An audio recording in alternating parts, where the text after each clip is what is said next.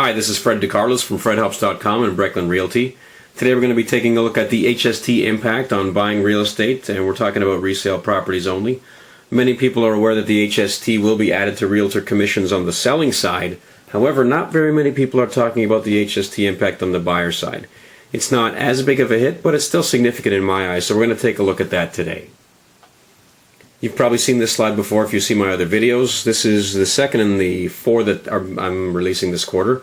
We're also taking a look at the difference between buyer and seller representation, a closer look at the Milton Buyer Rewards program that I'm putting together for you, and also a quick review on who should try the for sale by owner route to try to save some cash when selling their home. So let's get right into it here. As most of you are aware, July 1st, 2010 is the first date that HST applies to many expenses in our regular lives. HST is also going to apply to many closing costs when you're buying a home that it didn't before. 8% more for legal fees, moving costs, hydro, water, and gas, hookup connection charges, your cable, phone, and internet connection charges when you set those accounts up, other costs and fees, and many people also like to get a home inspection before they buy as well, so there's going to be an extra 8% on that as well. So taking a look at some examples here, these numbers are just for illustration purposes. Legal fees could be around $1,200 when buying resale. Moving costs could be around $800 to $1,000, maybe higher depending on the size of your home. Connection for your utilities, like I mentioned earlier, could be $200 and 8% more tax on that. And as well, bank appraisal, home inspection, survey costs could total $1,300 or more. So you're looking at $3,500 right here that now have an extra 8% tax on them.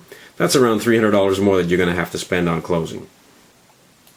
So not only is it affecting one-time costs, HST is now going to apply to many of your regular household carrying costs as well.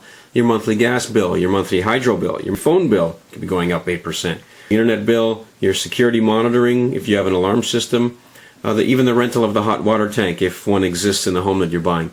All of these things are now going to be subject to an extra 8% to total 13% HST. I want to help you get settled into your home without having to worry about these costs. Let's take a closer look at the impact here. You can see the one-time costs here on the left can total a few $100s as we discussed earlier, and the additional tax on your ongoing costs as well over a 6-month time could total almost $200 as well. So you're looking at up to $500, possibly more, increase in the first 6 months living in your home just based on these expenses alone due to the HST. And I want to help you with that. Let's take a step away from helping buyers for a second. We'll come back to that. I do want to give a tip here for sellers.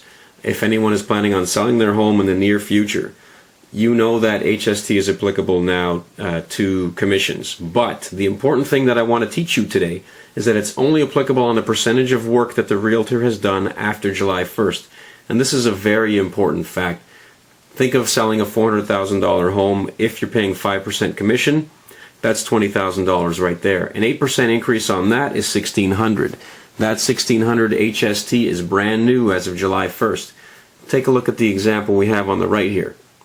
If you sign a realtor agreement to sell your home on June the 1st, and 2 months later on August the 1st, all the work is done, the home is closed, and the realtor finishes his job, that is 2 months of time. However, only 1 month of that, 50%, is after July 1st. So that means that HST is applicable only on 50% of the commission.